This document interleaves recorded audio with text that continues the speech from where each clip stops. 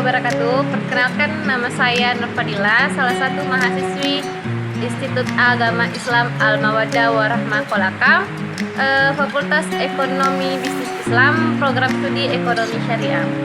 Baiklah, di video kali ini untuk memenuhi tugas mata kuliah Sejarah Pemikiran Ekonomi Islam, di sini saya akan membahas tentang pemikiran ekonomi Abdul Manan. Sebelum melanjutkan ke pembahasan, saya ingatkan untuk teman-teman semua jangan lupa untuk like, komen, share, dan subscribe. Jangan lupa juga untuk menyalakan notifikasi agar tidak tertinggal dengan video-video saya selanjutnya.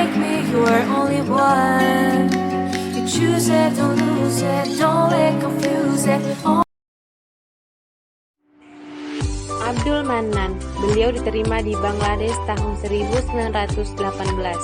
Sesudah menerima gelar master di bidang ekonomi dari Universitas Rajashahi pada tahun 1960, ia bekerja di berbagai kantor ekonomi di Pakistan. Abdul Manan memperoleh gelar master dan doktornya dari Universitas Michigan, Amerika Serikat. Manan sangat terkenal atas karya-karyanya di bidang ekonomi Islam dan keuangan umum. Selain itu, ia memberikan kontribusi dalam pemikiran ekonomi Islam melalui berbagai karyanya, salah satunya buku yang berjudul Ekonomi Islam, Teori dan Praktek.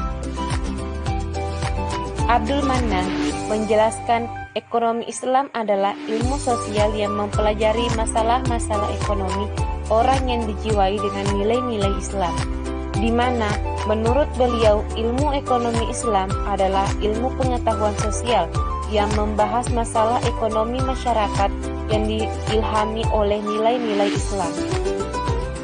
Dalam bukunya yang sudah diterjemahkan dalam bahasa Indonesia dengan judul Teori dan Praktek Ekonomi Islam, Abdul Manan telah memaparkan sebagian besar aspek ekonomi Islam yang lengkap dan lengkap. Manan benar-benar ingin membangun ekonomi Islam mulai dari paradigma teorinya, aspek individu, kelembagaan, hingga tingkat negara. Dalam pembahasan pertumbuhan ekonomi, Manan mengemukakan pendapat-pendapat yang membahas tentang masalah produksi harus disetujui dan dipastikan status hukumnya. Beberapa masalah yang utama yang berkaitan dengan faktor produksi yang harus diselesaikan adalah sistem penguasaan tanah dalam kebijakan tentang kependudukan dan hubungan industri. Hal ketiga yang dianggap penting dan menentukan dalam penilaiannya dengan produksi dalam ekonomi Islam, sedangkan kapitalisme serta sosialisme telah dianggap gagal di dalam menyelesaikannya.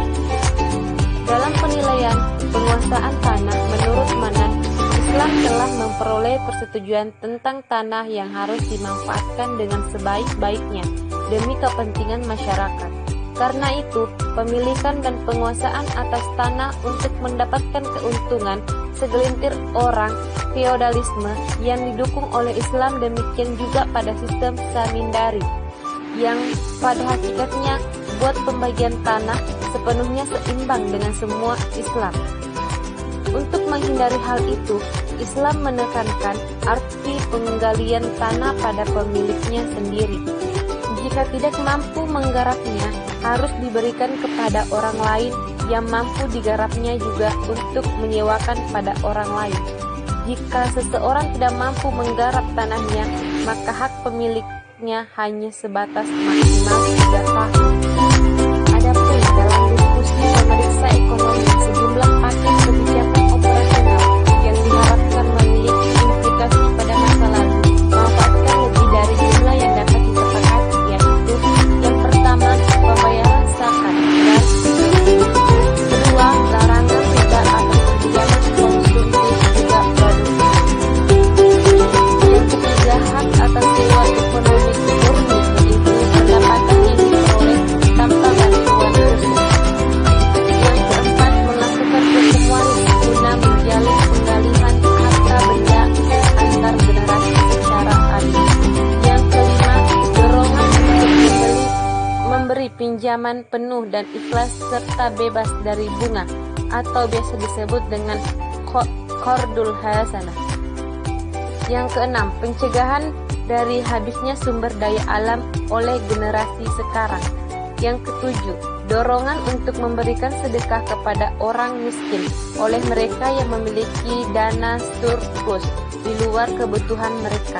Yang kedelapan, dorongan pengorganisasian asuransi kooperatif. Yang kesembilan, dorongan didirikannya perserikatan kedermawanan wakaf untuk review menyediakan barang-barang kebutuhan sosial maupun barang-barang kebutuhan pribadi.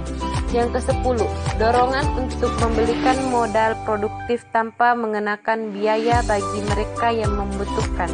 Yang ke-11, tindakan hukum terdapat perbendaharaan pemerintah demi terlaksananya jaminan pencapaian minimum penghidupan.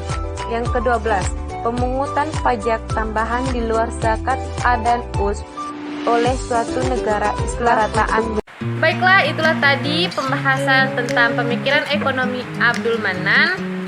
Kurang lebihnya mohon dimaafkan, dan jangan lupa juga untuk subscribe video saya kali ini, karena subscribe kalian adalah penentu nilai saya. Jangan pelit. Assalamualaikum warahmatullahi wabarakatuh.